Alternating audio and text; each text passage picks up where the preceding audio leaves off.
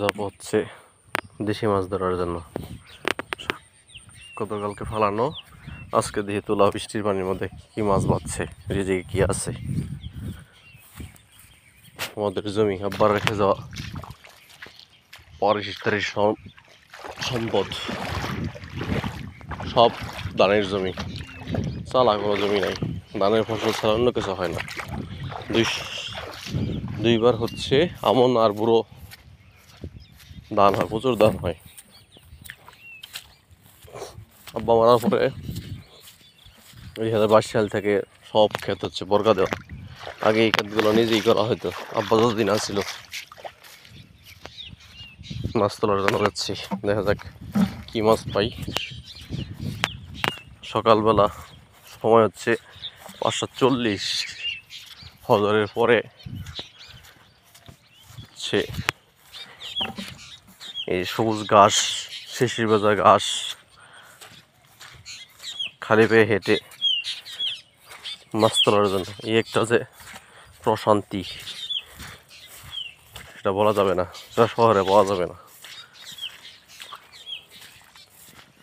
পাখির কিচিরমিচির, রিজিকের সন্ধানে পাখি হচ্ছে ফজরের পর বের হয়ে গেছে। এই বর্গাদাররা টাকই ঘাস মারার জন্য বিড়িতেছে, এই টাকই পড়ে যাচ্ছে।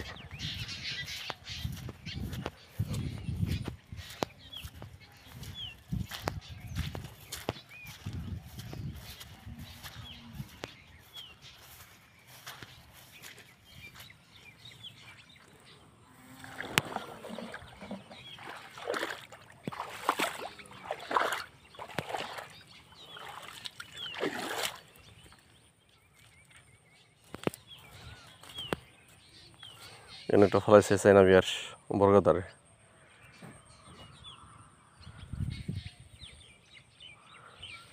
আমারটাতে কটা মাছ পাই, 10 কাটা। ওদের সবচেয়ে বড় খেতে একটা খেতে 10 কাটা।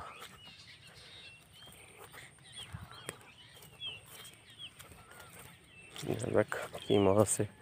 এই মান্দার নতুন করে দেওয়া বর্গাদারে হিচ্ছে দিয়েছিল, অনেক মাছ ছিল, পুঁটি মাছ।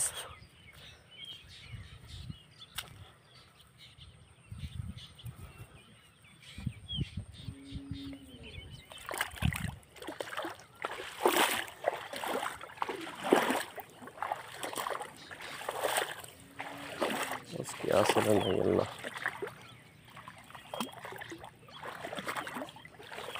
তুলছে নাকি কই করে দেখি মাছ জেরেছে।